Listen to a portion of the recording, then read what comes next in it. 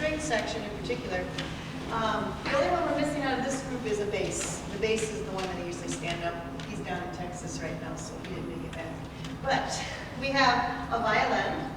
Generally, you have two parts in an orchestra for violin. You have the first part and the second part. Violin plays the highest tones that you hear, and their lowest note is a G. You can't go any lower than that.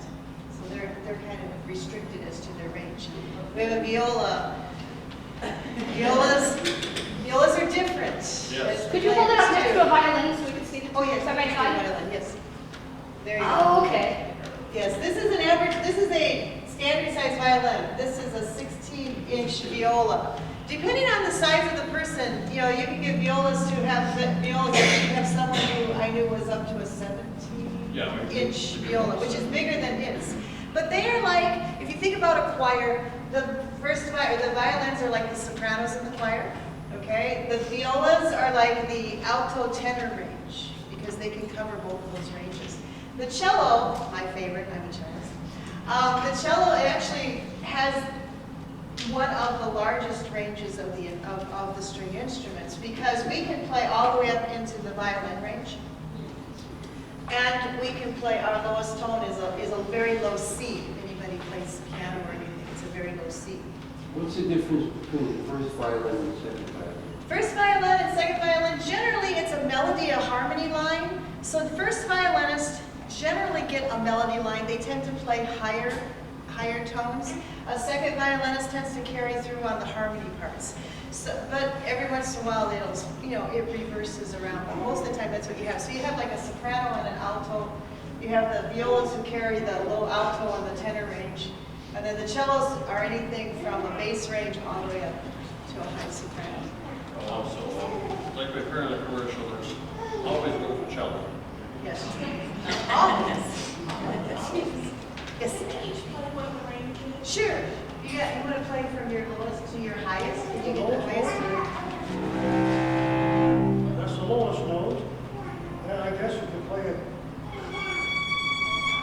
You know, if you want to play that high, Yeah, you can. You tend to stay away from those. It's a little tricky, but no. And the viola plays, their lowest tone is C, an one octave above this.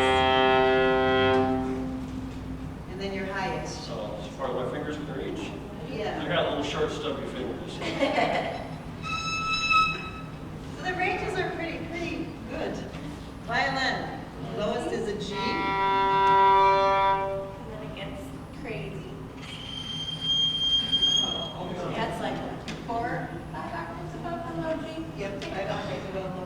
Yeah, so the string instruments have, and of course if we had our string bass can actually play the lowest E on a piano, their lowest note. And then they also can play quite high. They can play what they call up in position, which is all the way up to the top of the fingerboard here. And they can play quite high. So they can't play as high as a violin, but they can produce some pretty good sounds.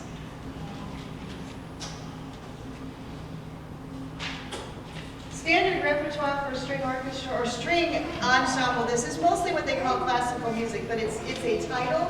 It's not necessarily a style. There's different styles of pieces, like the ones we played were Baroque. We're going to do a song called Ancient Airs and Dances, and that's actually farther back than Baroque. It's before the Baroque time. We have a piece that we're going to play that is more contemporary. It's actually an Appalachian piece that we're going to play at our end of our performance. So you can play nice, really rounded stuff. Fiddle music, you can play fiddle. We haven't got any fiddle music today though. We're staying more on the classical side. But you can do fiddle music with it. And fiddle music incorporates all of the instruments also. So now we'll give you a little bit of old music.